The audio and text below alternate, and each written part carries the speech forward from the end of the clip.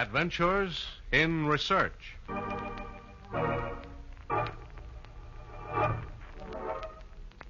The moon is a piece of green cheese.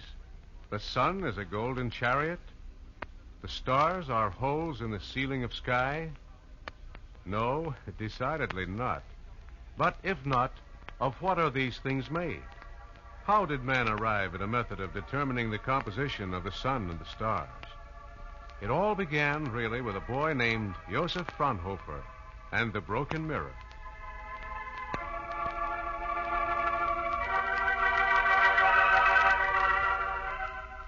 This is Paul Shannon, bringing you another transcribed story of science by Dr. Phillips Thomas, research engineer of the Westinghouse Research Laboratories. Today, it is the story of the broken mirror.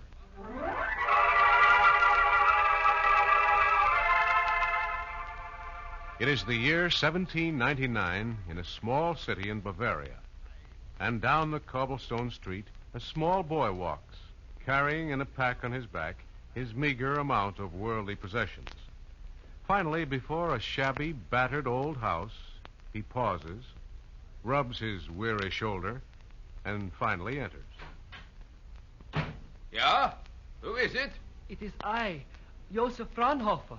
Who? Josef Fraunhofer. And who is Josef Fraunhofer, may I ask? I am, sir. I wondered if... that is... If you're looking for food, go home. We have no time for imps begging. Go on, be off. Off with you. I'm not begging, sir. I'm an orphan. I don't have a home. Don't play on my sympathies. Off, I say. Go. Please, sir, I'm not asking for charity. I would like to bind myself over to you as an apprentice. Eh? Apprentice, eh? How much do you know about mirror making? Nothing, sir, but I'm willing to learn and work. I'll work hard for my food and lodging, sir. And just what made you choose my house? Well, sir, I must find somewhere to work. My parents are dead and I... Yeah. But why this place? You saw the sign, yeah? Mirror making appealed to you? No, sir. I don't know anything about making mirrors. But the house here looked so old and sagged so badly, I thought you could do with some fixing. My father was a carpenter, and I'm sure... See here, lad. My grandfather built this house, and it will be still standing long after you. Let the walls alone. Put your pack down. Come, I show you how we make mirrors.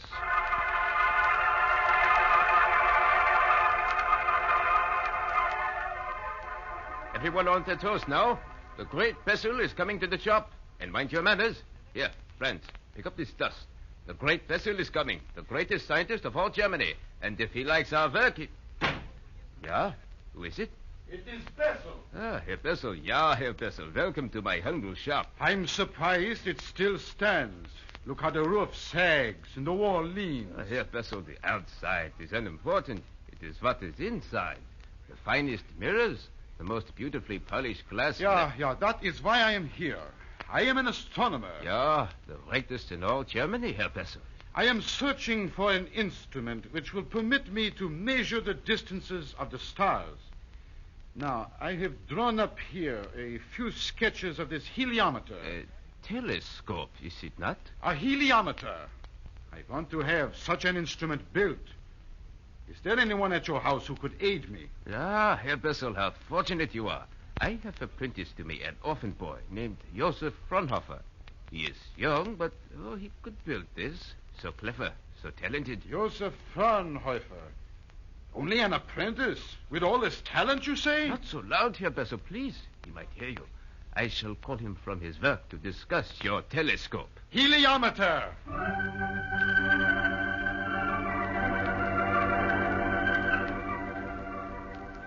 Yes, the great Bessel did find a prize in the rickety old house of the mirror maker. And with his delicate heliometer, Bessel eventually succeeded in measuring the distance of the fixed stars.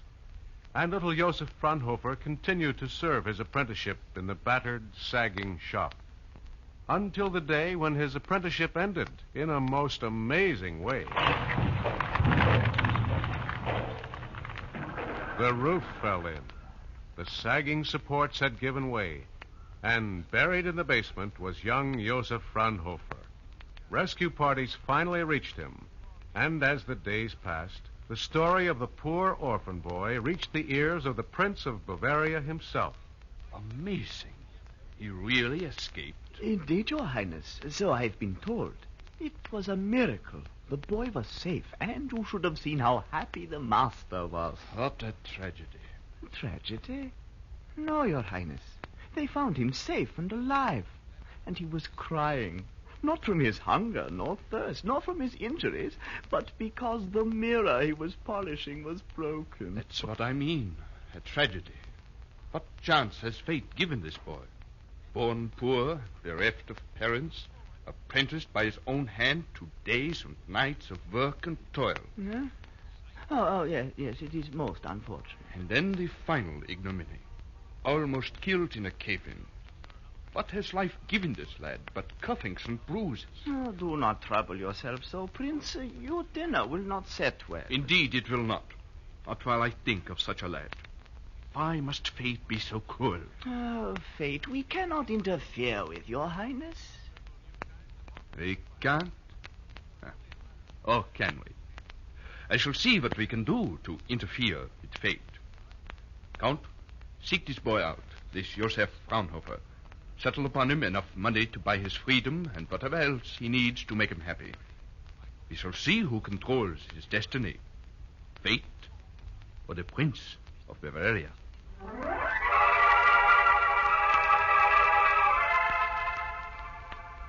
Joseph recovered from his bruises and used his gift well. He purchased not only his freedom from his master, but books and engravings.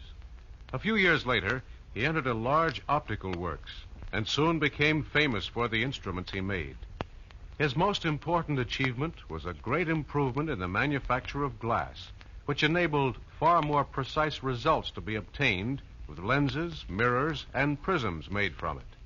And in his laboratory... And there you have it, Carl.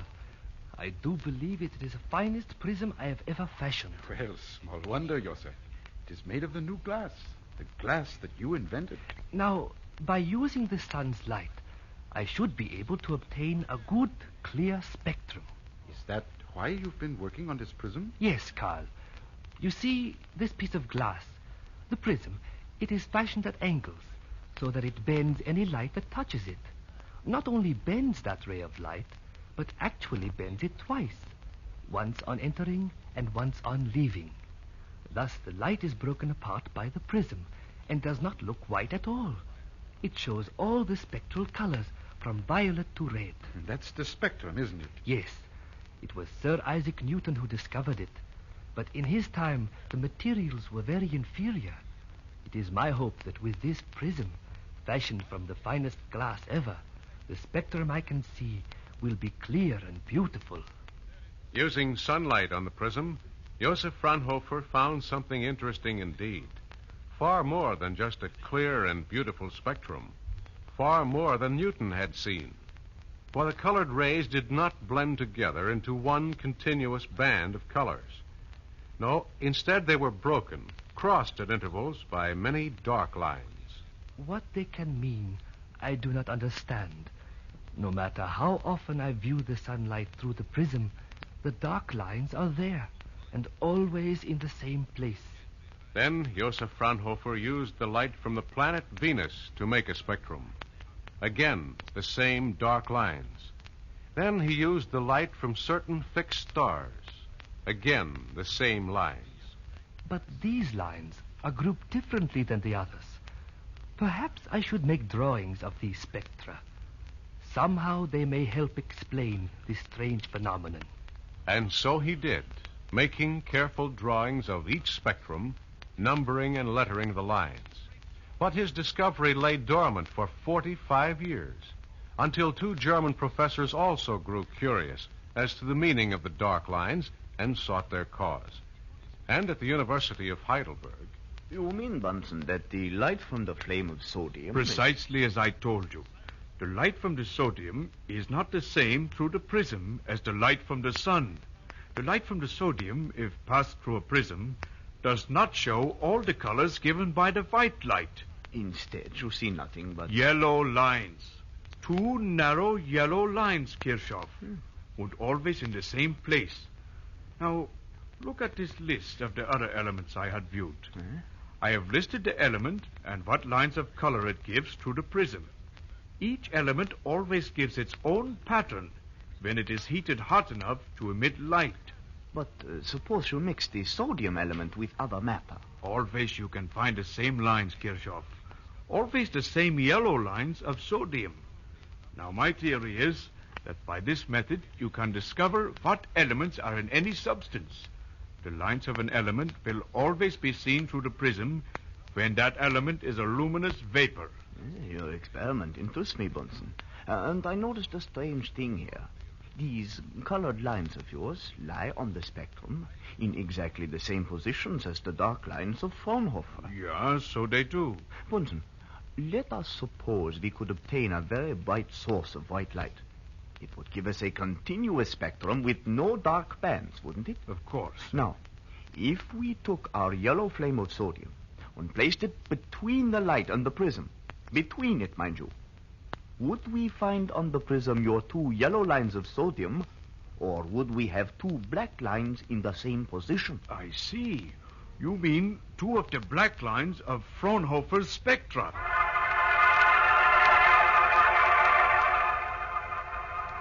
Kirchhoff's experiment was made, and where Bunsen's yellow lines had appeared, the spectrum now showed two narrow black lines. Thus, the sodium vapor must have absorbed from the white light those particular wavelengths it is capable of emitting. Or, as Kirchhoff explained it, It would seem that if white light falls on a glowing gas, the elements in that gas pick out and retain their own characteristic kind of light, but let all the rest pass on.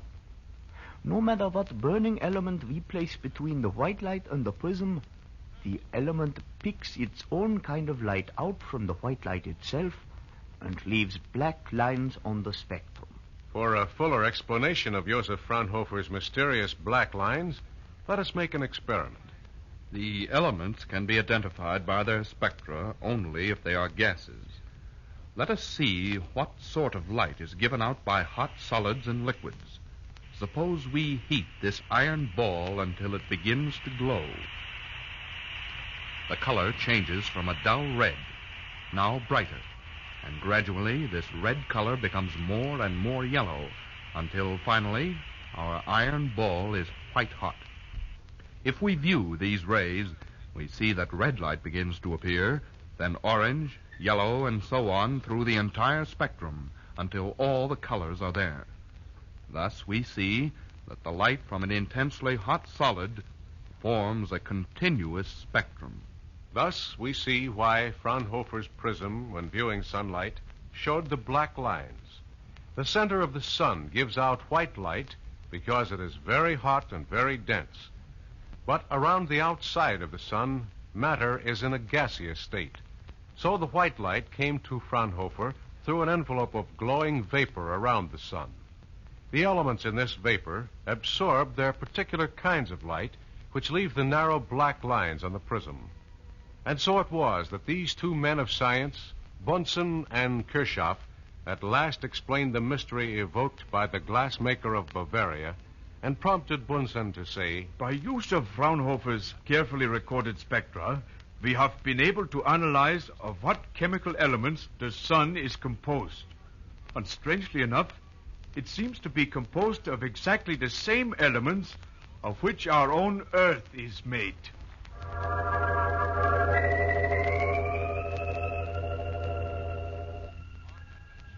So, from the enthusiasm and interest of the poor orphan boy of Bavaria, from the collapse of a sagging house, a proud prince decided to match wits with the fate, and thus aided in an adventure in research, the discovery of the composition of the sun 93 million miles away. And that's today's story by Dr. Phillips Thomas, research engineer of the Westinghouse Research Laboratories. Join us again next week for another transcribed story by Dr. Thomas on Adventures in Research.